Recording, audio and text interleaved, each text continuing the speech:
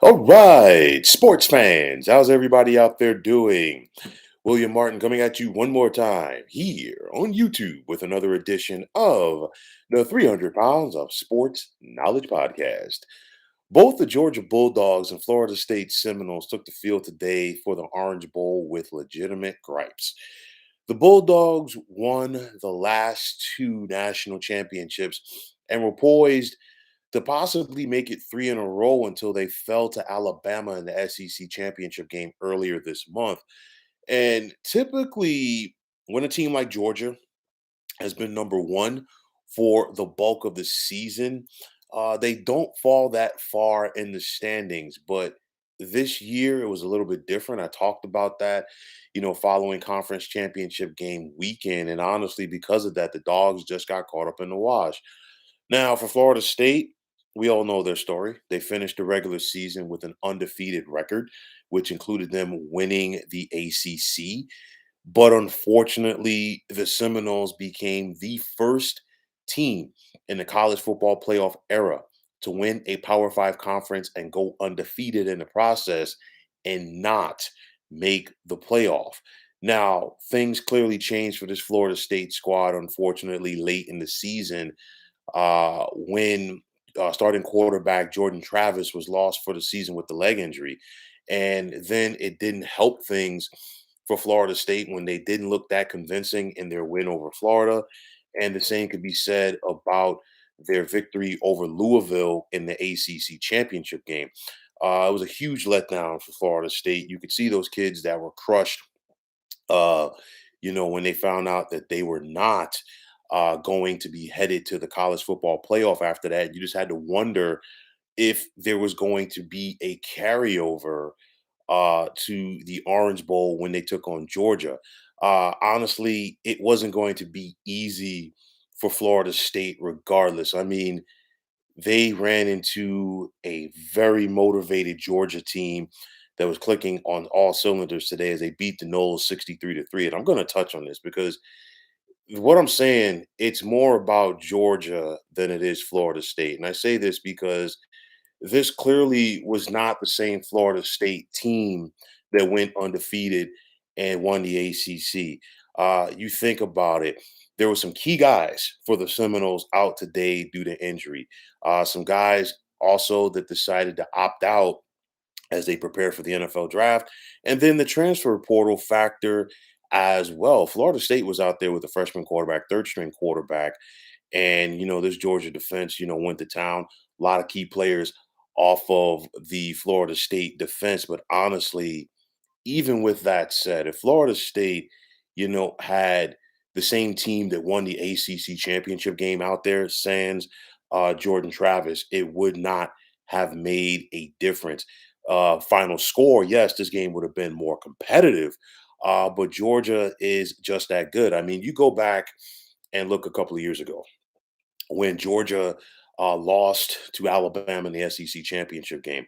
They came out in that Orange Bowl in that semifinal matchup against Michigan and destroyed them in every phase of the game. You go back to last year's national championship game and how they dominated TCU. And I said this all season long. If there was one team in the nation that could beat Georgia, it's Alabama, and Alabama did so in the SEC championship game. You've seen it since Kirby Smart has been in Athens. Every year, the Bulldogs have a top five recruiting class in the nation. You watch the NFL draft, you hear how many players hear their name called on draft weekend from the University of Georgia, how many guys are going in the first round. And I've got news for you. Georgia's not going away anytime soon. They're going to finish in the top five this season, and they're going to begin next season in the top five. I guarantee you that. But you look at this Georgia team today, they just had 673 yards of total offense. And I know that it's going to be very easy because you see it trending on Twitter.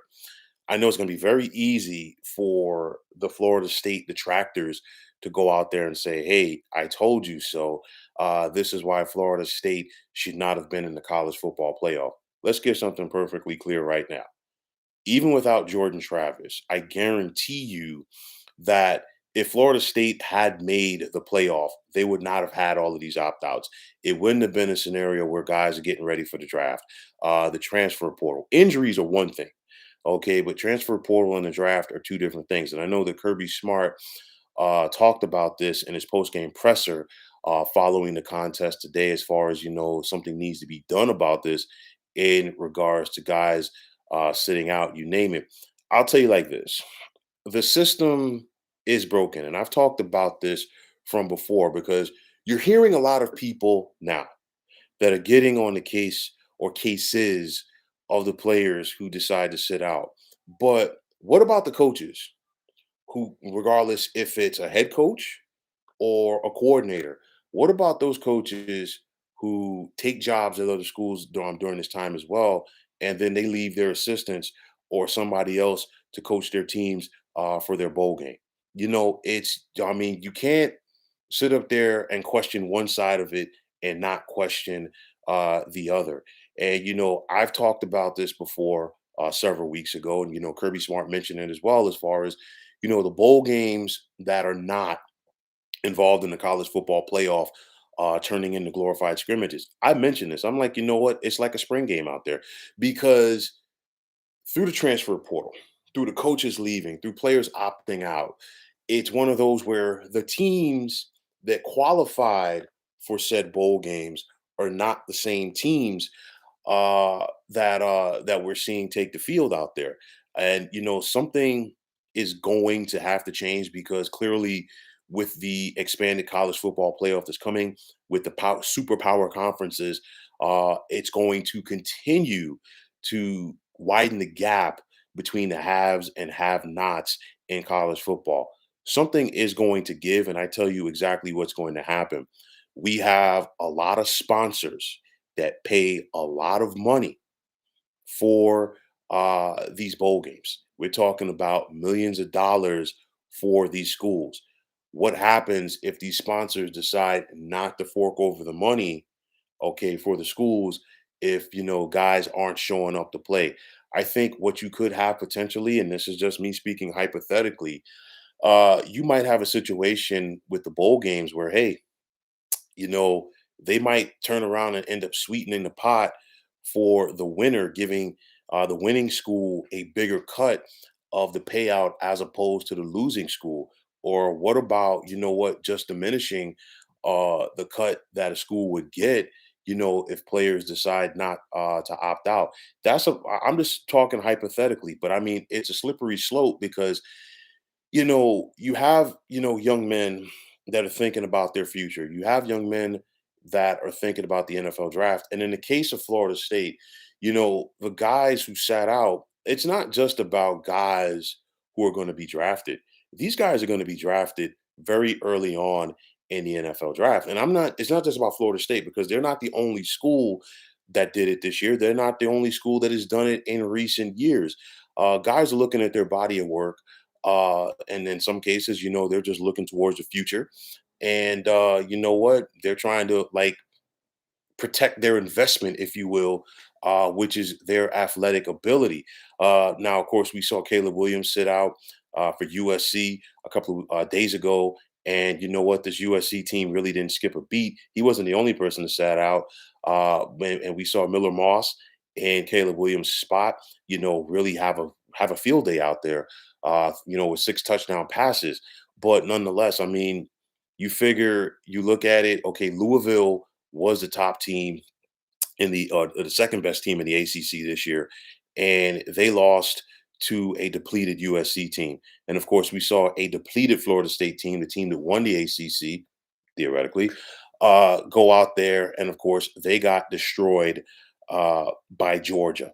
So either way, it's not a good look for the ACC. But if you're Georgia, this could probably propel you to even bigger things next season. Clearly, with the expanded playoff, we're going to talk about it, over the next coming months.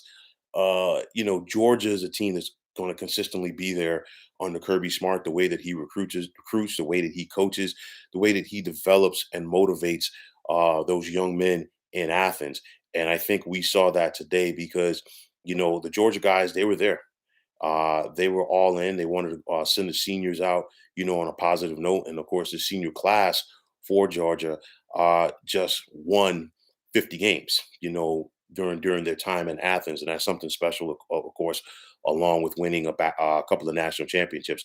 Starting quarterback Carson Beck has already talked about coming back next year, and to the Georgia credit, they didn't even play their starters in the second half. That was the backups that went out there and still dominated Florida State. So that just gives you an idea of the depth that Florida State has. And again, this is why you recruit.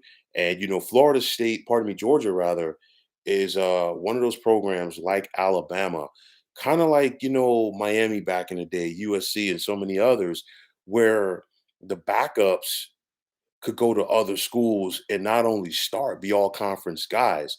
And of course, we see the backups come in, at multiple positions for Georgia and the next in Alabama and others. And the next thing within a year of them starting, they're gonna hear their names called early on in the NFL draft the following year. That's what it's all about. So for Georgia, you've got plenty to build off of. For Florida State, I think you still have plenty to build off of. I know that this contest, if you're Mike Norvell, I don't think it's indicative of what this team accomplished this season. Florida State had a phenomenal year. You don't go undefeated in a power conference by accident. And, Florida State was able to do that. Obviously, clearly, this is going to be a blemish on what was a good season for Florida State. But at the end of the day, these young men were dejected after not being a part of the college football playoff. It was a slippery slope this year. I talked about it. As far as what, things changed once Alabama beat Georgia in that SEC championship game because typically Georgia would have still gotten in themselves, but you had to put Bama in. And it was one of those where if you're going to put Alabama in, you had to put Texas in because Texas beat Alabama in Tuscaloosa. And of course, Michigan and Washington were undefeated and they won Power Five conferences. So it was a very difficult year for the college football playoff committee. But nonetheless, you look at Georgia, and we talked about a team going out there and showing why they belong in the college football playoff. And it was Georgia that answered the bell today. They took the field today at the Orange Bowl with bad intentions. And because of that, they took their frustrations on missing out on the college football playoff out on Florida State. But nonetheless, I think that this Georgia team is going to continue to be reckoned with. They're going to be a top five squad at the beginning of next season.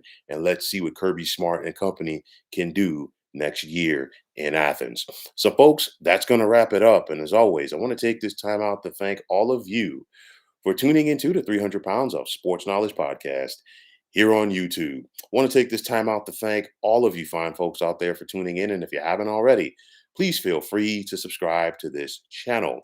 Now, if you're on the X, formerly known as Twitter, please feel free to follow me at 300 Pounds of Sports. And like I always say, if you follow me, it'll be my pleasure to follow you right back. There's also the sports discussion group on Facebook at the Sports Depot 365. Now you can check it out. Drop a line and be a part of one of the better sports debating sites going on social media. So once again, fine folks, my name is William Martin, and I am signing off. And I'm saying take care and have yourselves a wonderful day.